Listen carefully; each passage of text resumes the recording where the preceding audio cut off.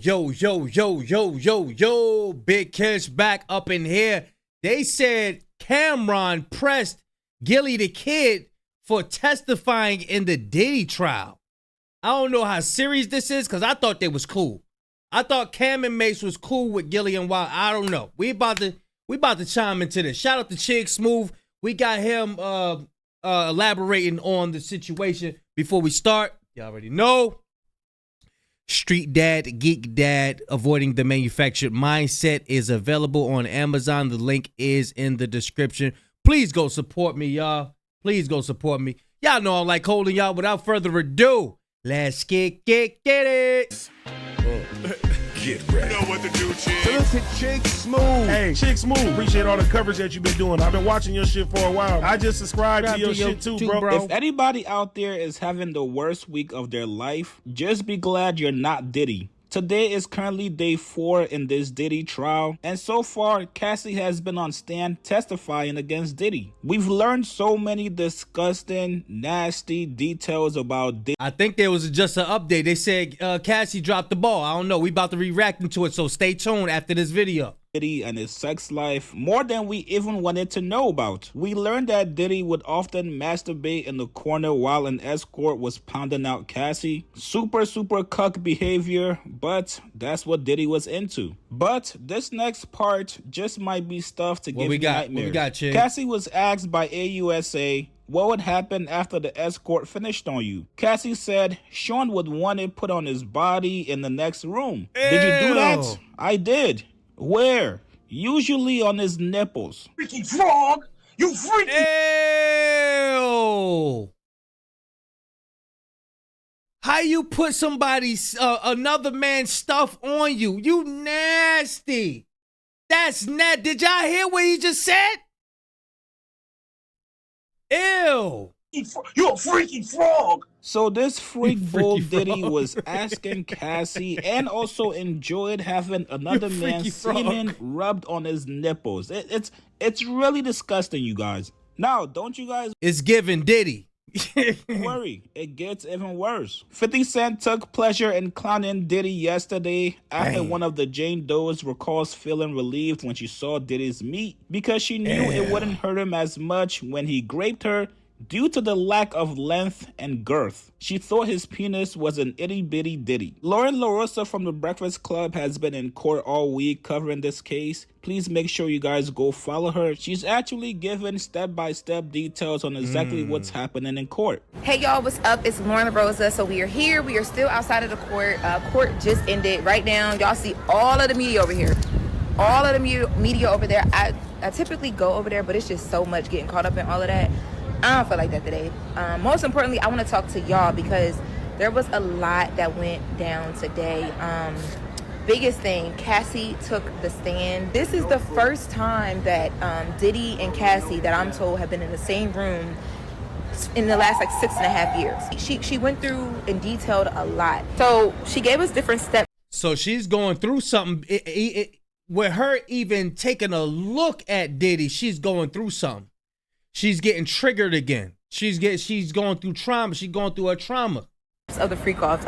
There's about 5 or 6 steps that she broke down. So she said that, at first, step 1 would be this descriptive foreplay. So she says the male escort would get there and Puff would help her choose the male escort, right? Like it would be allegedly Puff would help her choose the male escort. So there would be, photos sent to her through agencies, or she said they would even enlist on Craigslist at some points. If not Craigslist, she said at one point they did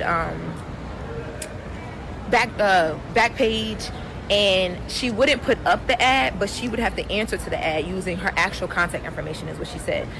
So she said they would get they would figure out who the men would be. The prosecutor asked, were there any specific requests when you were finding these men? And she said at one point the only thing would be the man would have to be a black man with a big dick. She said, but at a certain point, it expanded where, they would just pick the men together. So descriptive foreplay would be first. So the guy would come in, they would be touching each other, masturbating, and she would have to out loud describe everything to Diddy, whether he was in the room or not. Then it would go to step 2, which would be touching. So at this point, they're rubbing baby oil on each other, lubricant. But she says that there was like a thing with the baby oil. Like there was like almost like an alleged like fascination where they would oil you almost every 5 minutes because that's what Diddy wanted. He wanted you to be oiled to a certain extent. She made it very damn. The moisturized bandit.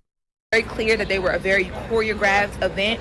It's so crazy because when she described the freak offs, I'm not even gonna hold y'all. I was like, it sounds like he was directing a music video, which I mean, oh, you know, but it damn. sounded like that. Like she said, you know, at one point, it would only be like, you know, they would get extra linens. There would be a ton of baby oil and different lubricants, and it would be really messy because there'd be lubricant and oil everywhere.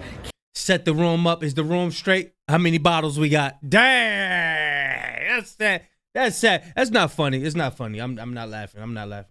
Candle wax everywhere, but and these were actually smell good candles. She said that he always wanted to make sure it smelled really good, and she said that eventually the candles moved from candles to actual like lighting, like studio lighting or almost like party lighting. And they showed a photo of Puff in the court in a background at, you know, just like the red light that you would get from like Amazon. But she said that these were actually actual studio lights that could change on demand to different colors. She says that she alleges that Puff would even step in sometimes and be like, yo, y'all not oiled enough. Like y'all need to oil more. At 3 would then Yo, y'all not oiled enough. Oil her. Oil, you ain't oil. Is you oil? Are you oil? You not oiled enough. Yo, stop. and go to oral sex. She says that sometimes she would even like speed it up. Like she's alleging that, you know, at certain points, she wouldn't want to be doing it so bad that she would speed up the touching just to get to the oral sex so she could get it over with. And then step 4 would be the actual intercourse. Now she said, depending on how familiar they were with the escorts, because they had some of their favorites. They listed a couple people that they dealt with a couple times, including the man who allegedly was in the room the day that the day that video that dropped on CNN happened. That escort is from a company that they work with all the time, and he was actually a familiar escort as well, if he was even in the room, because that's alleged, right? But she said that he was today. But depending on how familiar they were with these escorts, one of the escorts would be able to actually have sex with her while Diddy was having sex with her. So when she broke that down, she said, you know, like maybe one guy would be like having sex with her while she's giving Puff head, or vice versa. She just said it would be a lot going on. She said now there were certain times where, yeah, she needed that money, y'all. She needed that money. She needed that money. She went through a lot. You gotta have compassion, y'all. Gotta have compassion. Cassie went through a lot, y'all. Even for her to come out to the public and say this stuff. You know what I'm saying? This is life ruining stuff. This ruin your life right here. Diddy would just want to watch, or even if he didn't watch, it would be a thing where they would have to come on her. And again, we've heard the male escort that was on the stand, I feel like some of her testimony today kind of made him not look as crazy, because Cassie said in her testimony today, she alleged that whenever they would come, when they did come on her, Diddy would want her to keep it. They would go into a separate room and she would have to rub it on him. And they would go into the next room, and allegedly Diddy would want the escort to come on his body. And I believe she said it was on his nipples. Yes, Diddy would want... Diddy is a demon, y'all. This is a demon. There's somebody who never worked on himself, never checked none of that, and it just grew. The demonic spirit just grew. Diddy allegedly would want to come on his chest or his nipples.